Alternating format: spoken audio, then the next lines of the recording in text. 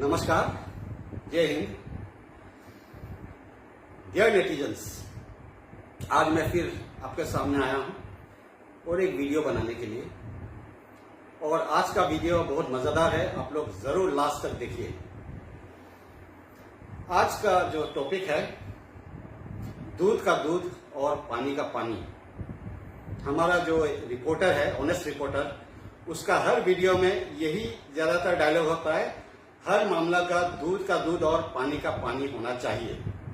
तो चलो आज दूध का दूध और पानी का पानी हो ही जाए। तकम जी, चलिए। डियर नेटिजन्स और अरुणाचल के जितने लोग हैं जो मेरे वीडियो को देख रहे हैं इस वक्त, और जो हमारे गोदी मीडिया के जो अंधभक्त है, उनको मैं रिक्वेस्ट करता हूं कि मेरा वीडियो जरूर आप अपना भगवान को जरूर पहुंचाइए। ये वीडियो उन तक पहुंचना चाहिए। उस दिन जब ये केस चला था ओंचिया का घर में, तो उस वीडियो फ्रेम में हमने ओंचिया जी चेयर में बैठा हुआ, तकम रिपोर्टर खड़ा हुआ था, ये दोनों का बीच कॉन्वर्सेशन हो रहा था। और ठीक तकाम का पीछे में चेयर पे कोई एक आदमी बैठा हुआ था जिसका पेड़ नजर आ रहा था।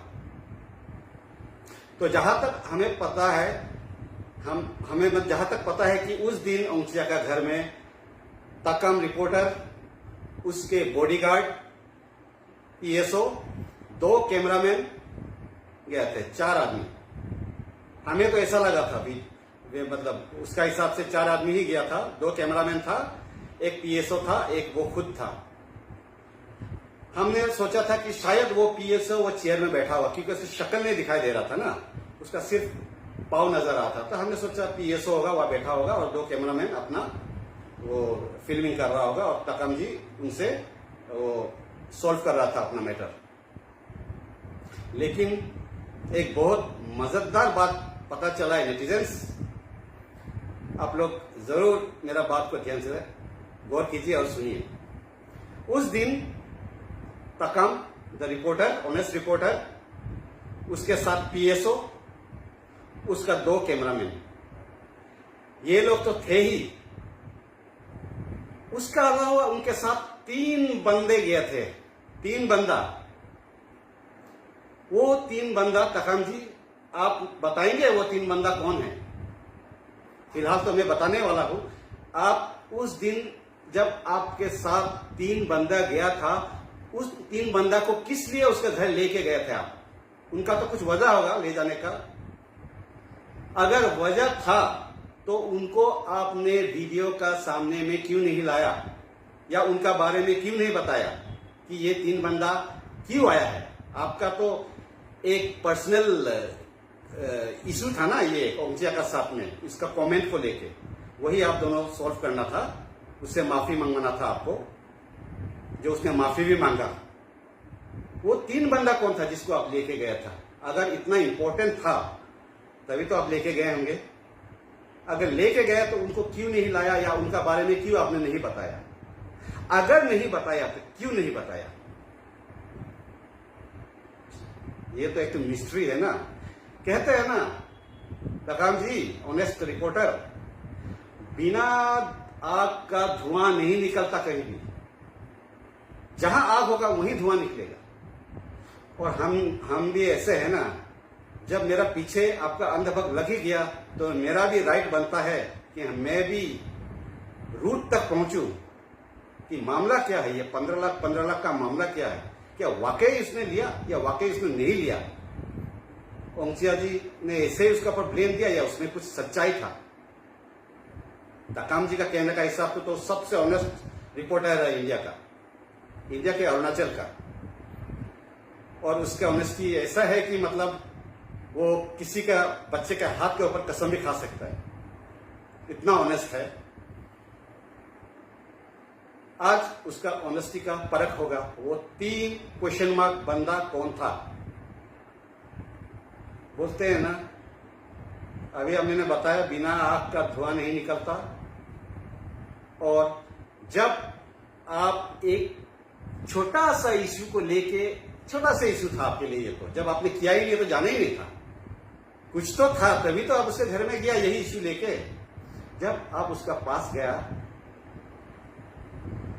तब तो आप ये तीनों आदमी को भी साथ में लेके गया था ना कुछ रीजंस के लिए।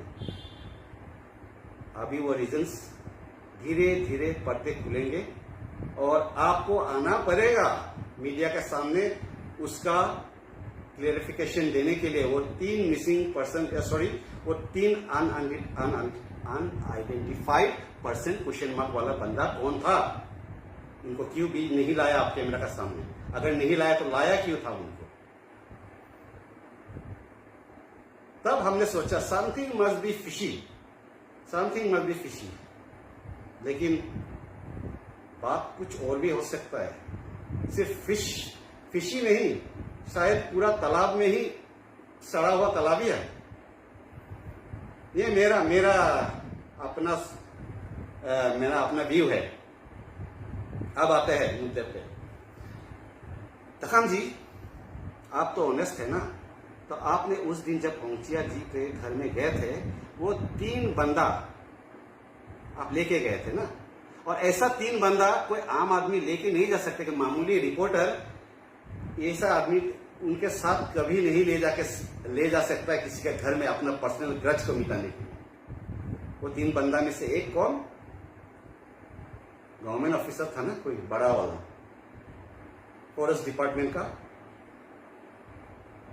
एक फॉरेस्ट डिपार्टमेंट का हेड था, एक उस कत्था मिल का मालिक था, और एक उस कत्था मिल का या लैंड का, उस कत्था बारी का शायद या लैंड का मालिक था। 3 बंदा, एक टॉप क्लास फॉरेस्ट ऑफिसर, दूसरा मिल का मालिक, कत्था मिल का मालिक, और तीसरा वो कत्था एरिया का जो लैंड का मालिक या मिल का लैंड का मालिक, कोई भी हो दोनों में से, या दोनों बोथ। ये 3 बंदा को आप क्यों लेके गए थे इनके घर पे?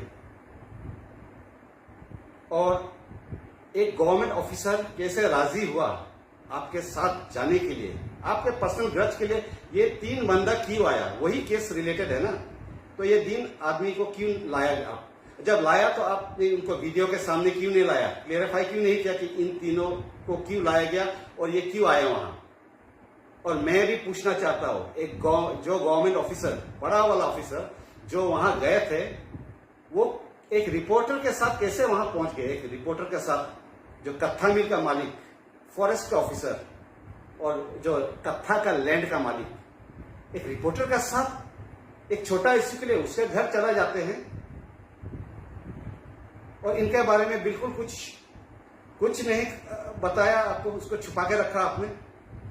इनको लाने का मकसद क्या था? और डियर नेटिजन्स और डियर जो उनका फॉलोअर्स है, अंधाभक्त फॉलोअर्स, आप भी सोचिए, अगर आपके घर में, सोचिए आपने कुछ ऐसा ही कुछ कमेंट दे दिया किसी के ऊपर, कोई रिपोर्टर के ऊपर, और वो रिपोर्टर आपके घर पहुंचते हैं, 2 कैमरामैन, एक गनमैन, और खुद भी गन रखा हुआ है, उस दिन दिखाया था उसने, अपना प्रोटेक्शन के लिए रखता है, गन लेके किसी का घर पे घुस जाना, और उसके साथ फॉरेस्ट का ऑफिसर, मिल का मालिक और कत्थाबारी का लैंड का मालिक, वो सब इकट्ठा आपके घर में पहुंचेंगे तो आपका हालत क्या होगा? एक नॉर्मल आदमी का हालत क्या होगा? वो तो डर के कांपेगा ना। क्या बात है भाई, इतना बड़ा बड़ा ऑफिसर्स मेरा घर में, गनमैन मेरा घर में, रिपोर्टर मेरा घर में, मिल का मालिक, मिल का मालिक, कत्था बारी का मालिक, ये सब मेरे घर में, आप सोचेंगे ना ये। तो वही चीज औंचिया जी के पास साथ हुआ था। आप सोचिए, ये छोटा मोटा केस था ना, रफा दफा कर सकता था, उसने इतना बार माफी मांग लिया। उस समय अगर माफी करके छोड़ देता ना, हम लोग ये केस कभी नहीं उठाता। बाकी सब भी हम लोग भूल जाता है, चलो आपने हमारा डीसीएम साहब को भी लपेटे में ले लिया, हमारा समाज को भी आपने करप्टेड कहा, पूरा समाज को आपने रिमार्क्स दिया ऐसे करप्टेड समाज बोल के, और आपने डीसीएम को भी एलिगेशंस लगाया। ऊपर से हमारे कस्टम और ट्रेडिशन को आप ठुकरा के डिसरिस्पेक्ट करके उसे घर में घुस गया। आप ये मत बताइए कि आप खमती के घर में घुसने का नियम नहीं पता है। आपने हमारा समाज को भी रिस्पेक्ट किया, हम लोग वो सब भूल जाते हैं। चलो उसको उसने गलती किया, उसके माफ कर दिया, बस मामला खत्म होना था। आप इश्यू तो लंबा बढ़ेगा ना, आप तो जाएंगे, ये बहुत लंबा तक जाएंगे जब तक आप एपोलॉजी नहीं मांगेंगे हमारे खमती समाज से। आप इतना आसानी से हमारा समाज का करप्टेड समाज, हमारे समाज को डेरोगेटिव रिमार्क्स करोगे, आप हमारे समाज को, हमारे ट्रेडिशन और कस्टम पे जूता मारोगे, और हम ऐसे छोड़ देंगे, ऐसे छोड़ देंगे, जाने दे। हाँ? आप अगर अपने आप को ऑनेस्ट रिपोर्टर बोलते हैं आप, हर बार हमें सीने तान के चलता हो, अरुणाचल का सबसे ऑनेस्ट रिपोर्टर, मतलब सेल्फ प्रोक्लेम्ड। हाँ, आप खुद सोचिए ये बात। आप बताइए, आप एपोलॉजी मांगेंगे? इतना कुछ कर दिया आपने, मैंने बताया ना, आपने हमारे ट्रेडिशन को जूता मारा है, आपने हम सबको करप्टेड समाज का लोग बोला है। आपको हमने सिर्फ इतना बोला कि आप हमारा समाज का सेंटिमेंट्स को हर्ट किया है। हमारा ये पूरा खमती सिंफो समाज सब आग जल रहा है, हमारा सेंटिमेंट जल रहा है। आपने हमारे ट्रेडिशंस को जूता मारा, हमको करप्टेड समाज बोला। और आप इतना ऑनेस्ट रिपोर्टर है, इतना बड़ा रिपोर्टर है, तो आप थोड़ा झुकने भी सीखिए। अगर आप थोड़ा झुक के आप जानते हैं आपने गलत किया, वो तो गलत किया थी, आपने उससे ज्यादा बड़ा गलती किया। आपका अंधभक्त फॉलोअर्स लोग भी खुद कहते हैं, हाँ हमारे तकम सर का साइड में भी गलती हुआ, उसका तो है ही, उसका भी हुआ। हाँ? लेकिन माफी नहीं मांगेंगे। उनका कहने का मतलब ये लोग ऐसे ही कमेंट करते हैं। तो आप क्या करेंगे अभी? आप झुक के थोड़ा ईगो को हटा के खमती समाज को एपोलॉजी मांगेंगे कि नहीं? अगर आप मांगेंगे तो हम आपको माफ कर देंगे। हमारा लोग का दिल बहुत बड़ा है, हम लोग 25 आदमी लोग। लेकिन आप ईगो को अगर आप रखेंगे और बोलेंगे भाड़ में जाए, हम तो माफी मांगेगा ही नहीं, तब तो नहीं होगा तकम। आपको एपोलॉजी मांगना ही होगा। अगर आप नहीं मांगेंगे तो अभी तो सिर्फ स्टूडेंट यूनियन ने जिस मेमोरेंडम दिया है, सिर्फ वन सेक्शन ऑफ ऑर्गेनाइजेशन, अभी तो बहुत ऑर्गेनाइजेशन को निकलना बाकी है। महिला, यूथ और बहुत ऑर्गेनाइजेशन, यहां तक कि और दूसरे ट्राइब के ऑर्गेनाइजेशन भी निकलने वाले हैं। आपको भी अभी भी वक्त है, थोड़ा बड़ा आदमी बनने का एक वो दिखाइए कि आप सचमुच एक बड़ा आदमी है, ऑनेस्ट आदमी है। ऑनेस्ट आदमी का मतलब दिल भी इसका सच्चा ही होगा। झुकना सोचिए, जो झुकता है ना वही इंसान है। जो अकड़ के रहता है ना वो मरा हुआ आदमी होता है। जो मरा हुआ डेड बॉडी अकड़ के रहता है, हिलता नहीं। जो जिंदा आदमी है ना झुकने जानता है। झुक के आप एपोलॉजी मांगते ना, हम लोग खुश होते हैं आपसे। आपको हम अपना भाई मानते हैं, चलो उससे गलती हुआ, कोई बड़ा बात नहीं है एपोलॉजी मांगना। आपने एक समाज का साथ में आपने कितना बड़ा एलिगेशंस लगाया समाज के ऊपर, हमारा कस्टम और ट्रेडिशंस को जूता मारा है। फिर भी आप देखिए यहाँ का समाज कितना सभ्य है। लीगल वे में जाके सिर्फ एक मेमोरेंडम दिया, आपको चांस दिया है, लेकिन आपका ईगो शायद कुछ ज्यादा ही ऊपर है। तो आपका एपोलॉजी का इंतजार है। और हमें ये भी जवाब दीजिए कि ये 3 आदमी को आपके साथ क्यों आया, आप उनके साथ क्यों लेके आया। और मैं इन 3 बंदे को भी पूछना चाहता हूं, स्पेशली फॉरेस्ट ऑफिसर्स को, कि आप कैसे एक रिपोर्टर के साथ आ गए वहां। क्या वो आपको जबरदस्ती लेके आया है या आपने मर्जी से आया है? अगर आया है तो किस लिए आया है आप लोग? कुछ तो कारण होगा उसके घर में आने के लिए। ये सोचने वाला बात है ऑफिसर जी। आप लोग एक साथ आने का मतलब क्या है? क्या मछली का तालाब पूरा गंदा था या सिर्फ वो मछली गंदा था? या क्या वो 15 लाख वाला बात सही था ओंगचिया का, या ये सिर्फ अफवाह था? क्योंकि जब तक फ्रेम में ओंगचिया जी और तकम जी था तब तक ठीक था, बात किया था हमें भी पता नहीं। इसने गलती किया, उसने माफी मांगा, उसने माफ नहीं किया, उसका गुस्सा अभी भी है तखन जी का, और उस गुस्सा में उसने पूरा खमती समाज को गाली दिया। अभी तो ये 3 बंदा का भी आप क्लेरिफाई कीजिए, किस लिए आया, कैसे लेके आया, और कैसे गवर्नमेंट ऑफिसर्स आपके साथ आ गया। क्या ये हमारे गवर्नमेंट ऑफिसर्स इतना डरते हैं कि एकदम एक रिपोर्टर का साथ बुलाया तो वो उनके साथ चले आए, और आए हैं तो किस लिए आए हैं, कुछ तो कारण के लिए आए हैं। जब आए हैं तो उनके बारे में क्यों नहीं बताया, वीडियो में क्यों नहीं लाया, अगर नहीं लाया तो उनको क्यों लाया, उनको उनके घर पे।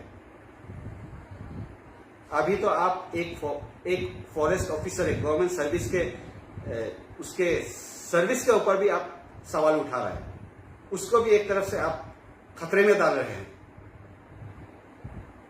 वो कत्था मिल वाला वो किस लिए आया है, वो कत्था वाला लैंड का मालिक किस लिए आया है, प्लीज इसका क्लेरिफाई कीजिए।